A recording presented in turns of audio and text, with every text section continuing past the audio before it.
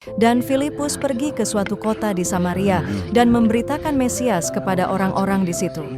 Ketika orang banyak itu mendengar pemberitaan Filipus dan melihat tanda-tanda yang diadakannya, mereka semua dengan bulat hati menerima apa yang diberitakannya itu.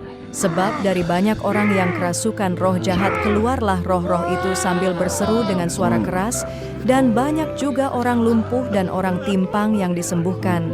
Maka sangatlah besar sukacita dalam kota itu. Seorang yang bernama Simon telah sejak dahulu melakukan sihir di kota itu dan mentakjubkan rakyat Samaria, serta berlagak seolah-olah ia seorang yang sangat penting.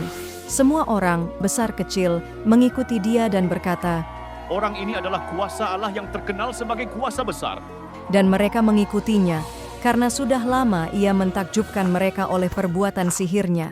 Tetapi sekarang mereka percaya kepada Filipus yang memberitakan Injil tentang kerajaan Allah dan tentang nama Yesus Kristus, dan mereka memberi diri mereka dibaptis, baik laki-laki maupun perempuan. Simon sendiri juga menjadi percaya, dan sesudah dibaptis, ia senantiasa bersama-sama dengan Filipus, dan takjub ketika ia melihat tanda-tanda dan mujizat-mujizat besar yang terjadi.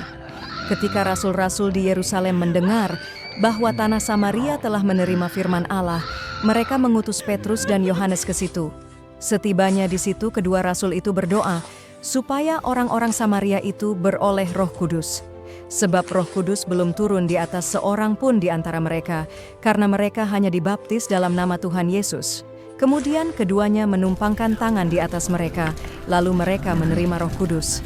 Ketika Simon melihat bahwa pemberian Roh Kudus terjadi oleh karena rasul-rasul itu menumpangkan tangannya, ia menawarkan uang kepada mereka, serta berkata, "Berikanlah juga kepadaku kuasa itu, supaya jika aku menumpangkan tanganku di atas seseorang, ia boleh menerima Roh Kudus." Tetapi Petrus berkata kepadanya, Binasalah kiranya uangmu itu bersama dengan engkau, karena engkau menyangka bahwa engkau dapat membeli karunia Allah dengan uang. Tidak ada bagian atau hakmu dalam perkara ini, sebab hatimu tidak lurus di hadapan Allah. Jadi bertobatlah dari kejahatanmu ini, dan berdoalah kepada Tuhan, supaya Ia mengampuni niat hatimu ini. Sebab kulihat bahwa hatimu telah seperti empedu yang pahit dan terjerat dalam kejahatan. Hendaklah kamu berdoa untuk aku kepada Tuhan, supaya kepadaku jangan kiranya terjadi segala apa yang telah kamu katakan itu.